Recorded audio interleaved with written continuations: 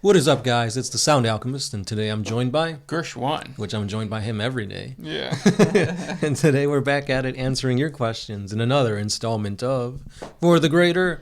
This is a video series where we answer the questions left by you, the viewer. If you have a question for us, comment down below. Put question in front of your question because we get to those questions first. That is what Simon Chirps did. Chirps. Chirps. He asks, how does Guilliman get along with the Inquisition? Do you think we're likely to see a conflict between them in future lore? Excuse me.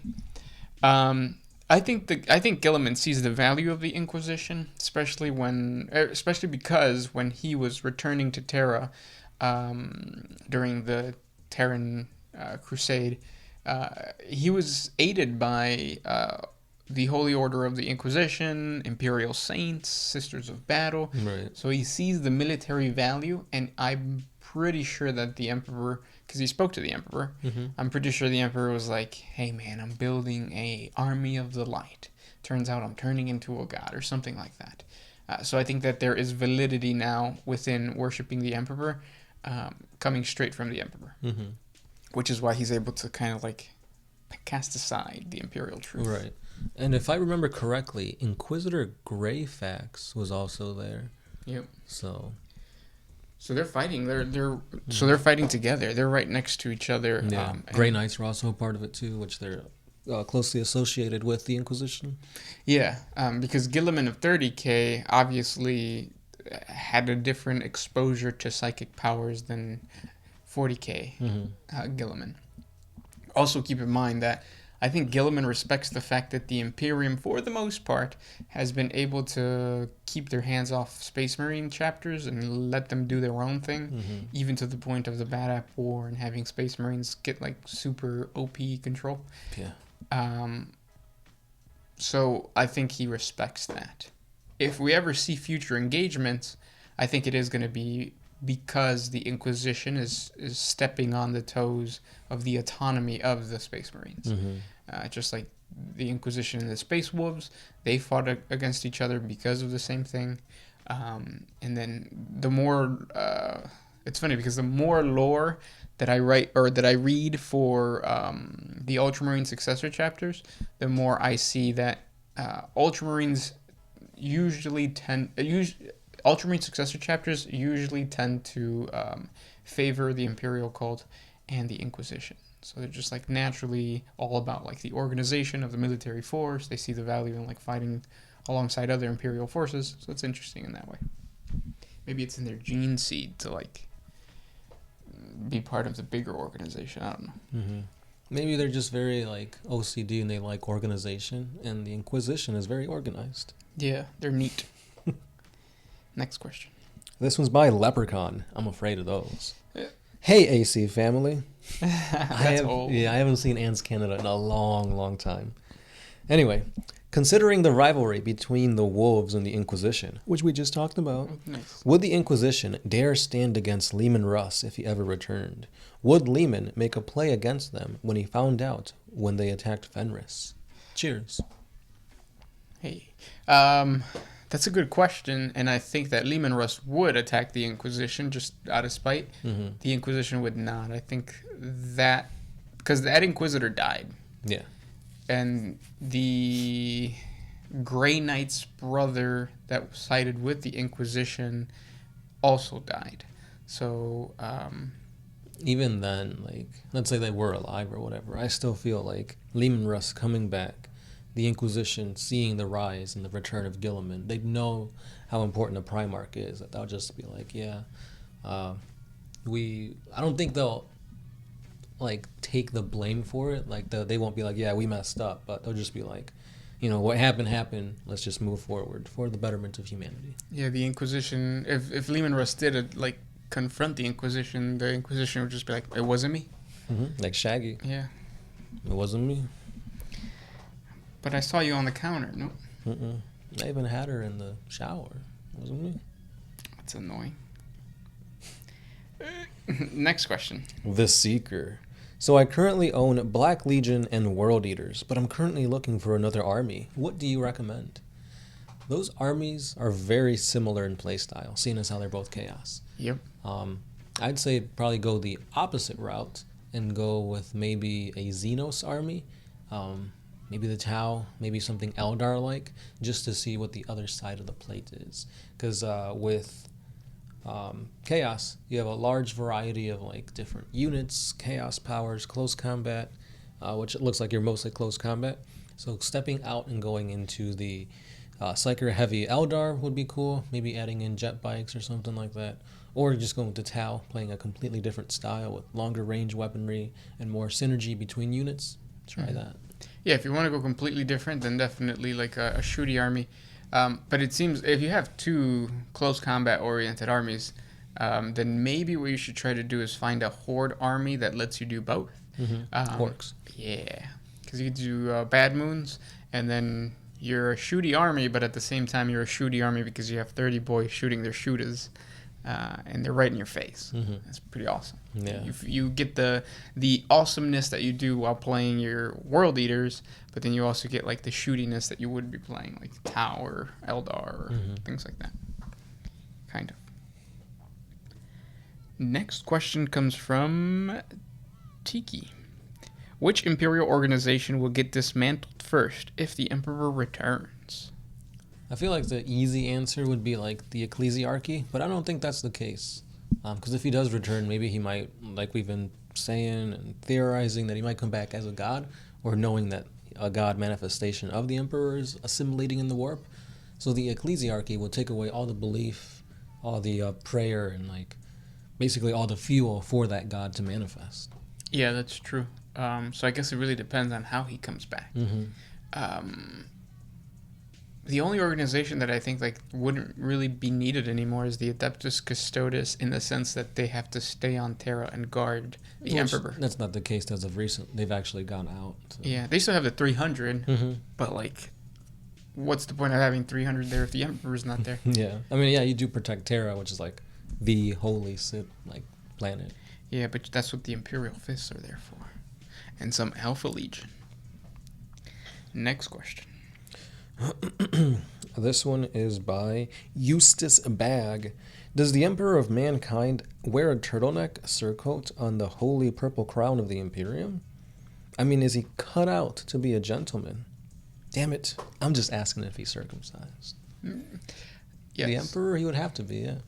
Especially since he's all like decaying. I'm pretty sure like some flesh is falling out here and there. Yeah. He probably doesn't even have one anymore. Right, he doesn't need it anymore because all he thinks about is humanity. Yep, that's his porn. Screw Bridget. Bridget. Next question comes from Norton Vigiano. Is Admiral Spire canon? I don't know who that is. Do you? No. You might want to give us a little bit more backstory. But he doesn't seem to be ringing any bells. Yeah, I can't think of Admiral Spire. I know Admiral Akbar is. Ah, yes. He's in 40K for sure. He goes... He's the one that told the Emperor it was a trap. Yeah. He died. Oops. Spoiler alert. This one's by Owen Farrington. So my fiance wants to get into Warhammer 40K. What should be the first motto I put up her bum? Thanks and love the channel. Don't do something like a Tyranid. That's too many spiky bits. So then that already cuts out the whole Chaos line. Yeah, so no Chaos, no Tyranids, no Orcs, because the Orc knobs have like spiky bits. I think you need to go with like a good round unit, like a Tau, like a Fire Warrior. Stealth suit specifically, because they have smooth edges. I was going to say maybe like Wraith Knights, Wraith Lords. Yeah. Because they have the Wraith armor and that's very round. Yeah, the worry about that is that the little joint pieces are kind of flimsy, so if she clenches, snaps, you'll never see that. And you still want to play with them, right? I'm guessing. I mean, I assume like once you... No, because like you said, they are very fragile. So like once you put it in, you'll be good. But when you get it out, it's going to break. Yeah, that's why stealth suits, it's basically just like a little, Next question. This one is by Giovanni Binny. What would a loyalist space marine do if he somehow warpedly teleported onto our world in our time? Who? Loyalist space marine. Oh. I'm pretty sure he would seek the Emperor it would be hard for him to hide. When you're like a giant in armor. I wonder if he would even know that he jumped through time. I wonder if he like landed on Earth, didn't know that it was Earth, and it was just like, oh, this is like a feudal world. Yeah. Hopefully he finds deep dish pizza. Yes. Because the first bite is amazing. The second bite puts you to sleep. Yeah. Will Ferrell. Yeah. I saw that Hot Ones. Yeah. Next, I was surprised when he was on there. I'm like, oh, wow. I didn't know he had so much connections to Chicago. Yeah. Next question comes from Cartus Drake. Has any of the Primarchs ever met one of the Sensei, or do they even know they exist? So, for all those that don't know, the Sensei are the children of the Emperor, like the legitimate like sons and daughters of the Emperor. That still sounds like a Space Marine chapter. That's kind of funny. But no, they're not canon anymore. They're not a thing. So. They were retconned. Yeah. But that was a pretty cool idea. Yeah. Kind of, but I didn't like the fact that they were going to sacrifice them to bring back the Emperor. Like, I mean, that would make sense, because they have a part of him, so, like, sacrificing them... to, like, fuel him? Yeah, I guess that, because that's what we do with Psychers, right? Yeah. And then, next question. This one is by Brian B. Again, are you related to Bridget B? Do you think Omegon is a secret loyalist? He's been ordering the destruction of an outpost during the Horus Heresy that was preventing the White Scars from communicating with Terra. This is a bit suspicious to me. So when it comes to the Alpha Legion, you never know. You may think you know, but you don't. Yep. Because he's a double-crosser. Which cancels out somewhere in there. Yeah, so he just is. He's just a crosser. Yeah. Like a friendly neighborhood street... What is it, street guard? No. Crossing guard. There you go. Yeah. So think of him as that. He'll let anybody cross the street. Loyalist, traitor, or not. He's just there to facilitate the goings of ons. Yeah, and that's why he's a pawn of siege. Or is he? You don't know. Next question comes from Richard B. Are you related to Bridget B? Why won't GW lower their prices when it costs them less than $4 per plastic kit? Their markup is 90%. It costs $4 or less for 24-inch mold. Because they're a business and they're trying to like hike up their what is it called? Put their bottom line higher. What is it? Their bottom line higher? They're trying to make money, and you can't really blame them for that. Right. Especially when on the horizon is 3D printing, and that should scare GW, because I've seen some 3D printed models for like expensive 3D printers, and they look amazing.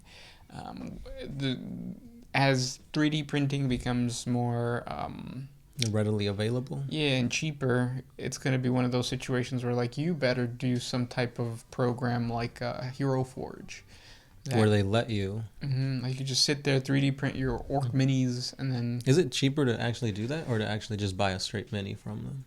From GW? Or no, from Hero Forge. It's cheaper. It's only $10 to get the model and then print it out, and the filament isn't that expensive. I just wouldn't do it on my 3D printer because my 3D printer sucks. But if you get a good one, like a good expensive one, then yeah, obviously, or not even expensive. Like I guess it depends on what you consider expensive. But yeah. But yeah, the thing is, we got to remember that GW has been putting out not just minis, but like books, paints, a lot of stuff, really, supplements to just the models. So yeah, I mean, that might be why they're hiking up the price so much, so they could continue giving us, narratives, new models for different characters, basically to keep the whole business going. Yeah, and I think they're doing a good job of really listening to the audience and not being assholes like they used to be. So that's a good thing. Yeah. I think I'm going to continue to pay the prices just because the game, there's no game like it. You could play Warhammer Hordes, you could play Hero Clicks, you could play, what's that other one? Infinity? Yeah, but it's not the same. It doesn't give you the same vibe as 40K just because it's so rich. 40K is so rich in lore and background, and it's just awesome. Yeah. There's really no Like there's nothing that comes close. No, the only thing that I could see is like if Star Wars and Disney ever like jumps on the miniature Well, bandwagon. they do. They have their own For the what are they called? Star Wars Legion, Oh, really? their own miniature game. Yeah. I didn't know that. Mm-hmm. Maybe that's new. Maybe GW should worry a little bit more. 3D printing and Star Wars. We'll see. But those were the questions for today. If you guys have more questions for us, comment down below. And thanks for watching. Yeah. This has been the Sound Alchemist, Dershwan. and we are out of here.